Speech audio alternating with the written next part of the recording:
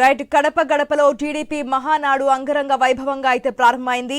2024 ఎన్నికల్లో పార్టీ ఘన విజయం తర్వాత తొలి మహానాడు ఇది. మహానాడుకు పార్టీ నాయకులు, కార్యకర్తల అభిమానులు భారీగా తరలివస్తున్నారు. మూడో రోజు గురువారం జరిగే బహిరంగ సభకు సుమారుగా 5 లక్షల మంది హాజరవుతారని పార్టీ నాయకులు అంచనా వేస్తున్నారు.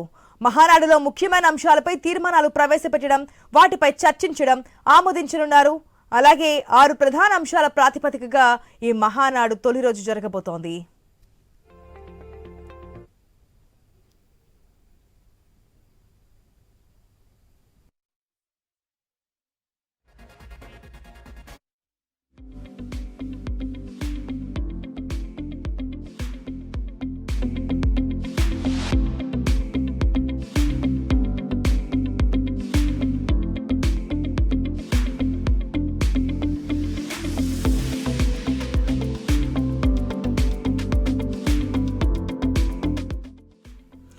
కడప గడపలో టీడీపీ మహానాడు అంగరంగ వైభవంగా ప్రారంభమైంది. 2024 ఎన్నికల్లో పార్టీ ఘన విజయం తర్వాత తొలి మహానాడు ఇది. మహానాడుకు పార్టీ నాయకులు, కార్యకర్తల అభిమానులు భారీగా తరలివస్తున్నారు.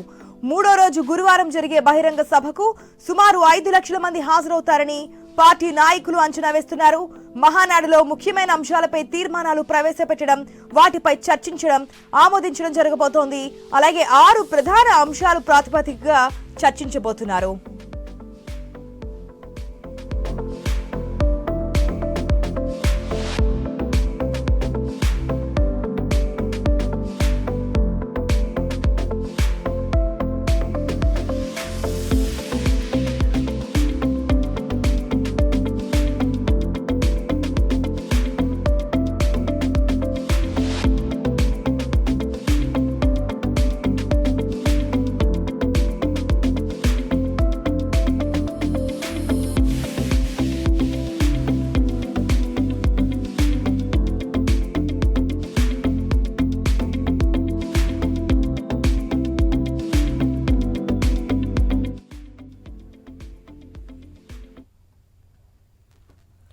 రైట్, మనం చూస్తున్నాం ఇప్పటికే అన్ని కార్యక్రమాలకు సంబంధించి అన్ని ఏర్పాట్లు పూర్తి చేశారు. అంగరంగ వైభవంగా 164 స్థానాలు 2024 ఎన్నికల్లో గెలుచుకున్న తర్వాత తొలి మహానాడు ఇది.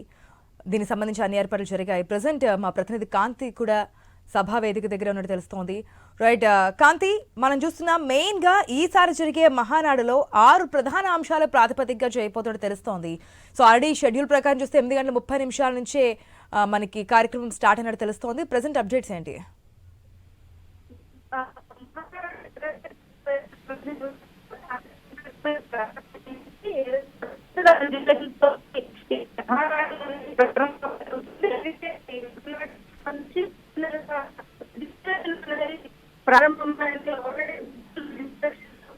రైట్ కాంతి, సమ్ టెక్నికల్ ఇష్యూ కనిపిస్తుంది. ఎందుకంటే భారీ సభ కాబట్టి ఆల్రెడీ అక్కడ టెక్నికల్ ఇష్యూస్ మనకు కనిపిస్తున్నాయి. జామర్స్ కూడా ఉండి ఉండొచ్చు మేబీ.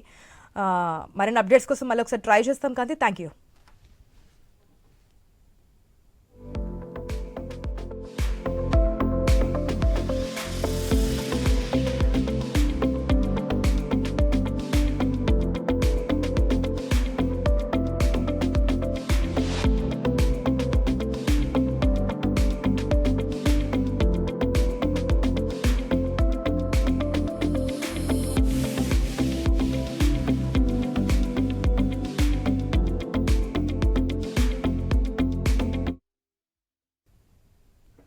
రైట్, కడపలో టీడీపీ మహానాడు అయితే ఘనంగా ప్రారంభమైంది.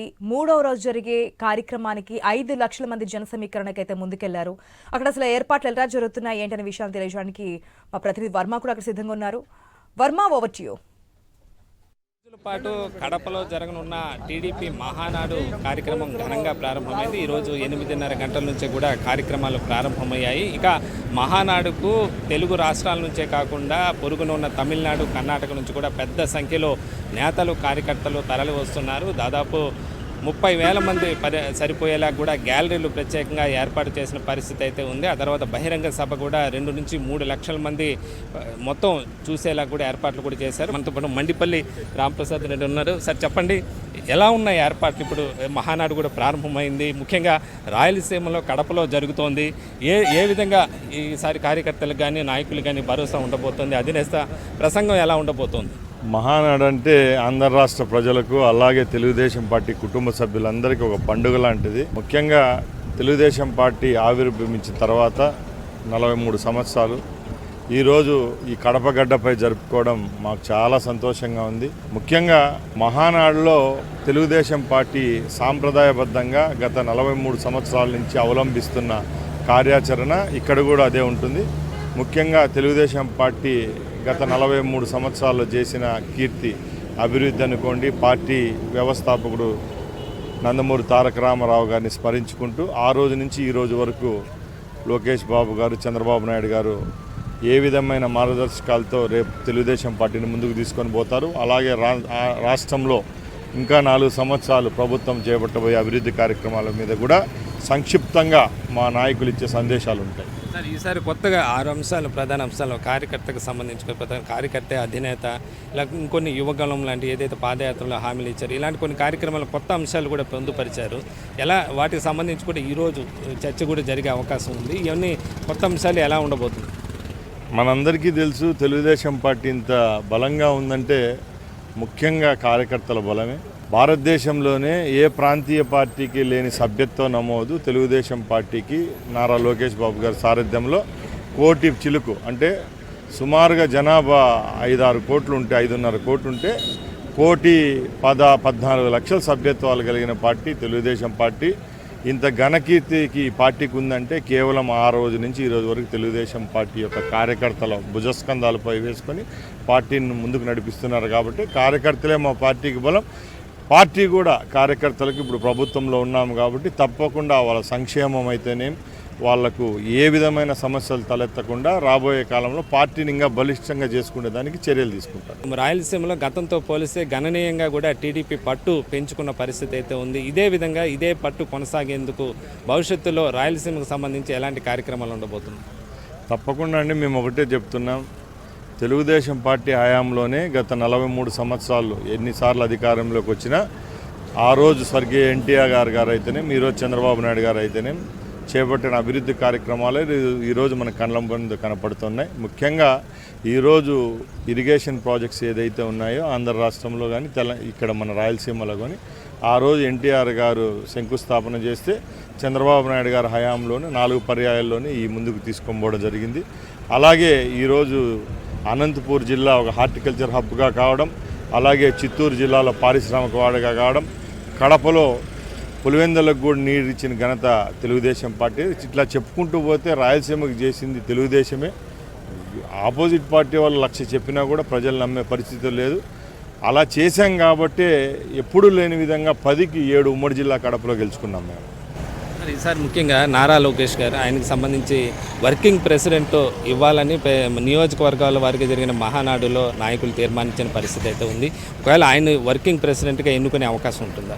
లోకేష్ బాబు గారు ఈరోజు ఏ దానికైనా అర్హుడు. ఎందుకంటే నేను చెప్పేది కాదు, రాష్ట్రం యావత్తు పార్టీలకు అతీతంగా గత పర్యాయంలో ఆయన ఐటీ అలాగే పంచాయతీరాజ్ మంత్రిగా, ఇప్పుడు హెచ్ఆర్డి మినిస్టర్గా ఉన్నారు.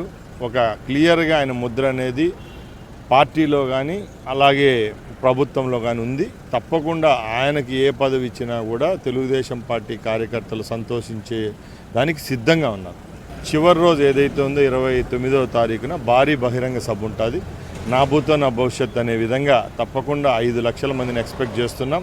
ఇంకా ఎక్కువ వచ్చినా కూడా ఆశ్చర్యం లేదు. బట్ ఇప్పుడున్న వాతావరణ పరిస్థితులు బట్టి 5 లక్షల జన సమీకరణ జరుగుతూ ఉంది. తప్పకుండా ఈ మహానాడు అనేది ఒక చరిత్రలో మిగిలిపోయే ఘట్టంగా ఉంటుంది. అది మంత్రి మంటిపల్లి చెప్తున్న పరిస్థితి అయితే ఉంది. నభూతో నభవిష్యత్ అన్న తీరులో ఈసారి కడపలో మహానాడు జరుగుతోంది. దాదాపు 5 లక్షల మంది ఏదైతే ముగింపు రోజు వచ్చే బహిరంగ సభకు వస్తారని కూడా అంచనా వేస్తున్నారు. దానికి తగ్గట్టుగా అన్ని ఏర్పాట్లు చేశామని కూడా చెప్తున్నారు. మొత్తం మీద మహానాడుకు సంబంధించి ఎలాంటి ఇబ్బంది లేకుండా అన్ని ఏర్పాట్లు అటు భద్రతా పరంగాను ఇటు పార్టీ పరంగా కూడా చేసిన పరిస్థితి అయితే ఉంది. కాసేపటి క్రితమే మహానాడు కూడా ఘనంగా ప్రారంభమైన పరిస్థితి అయితే ఉంది.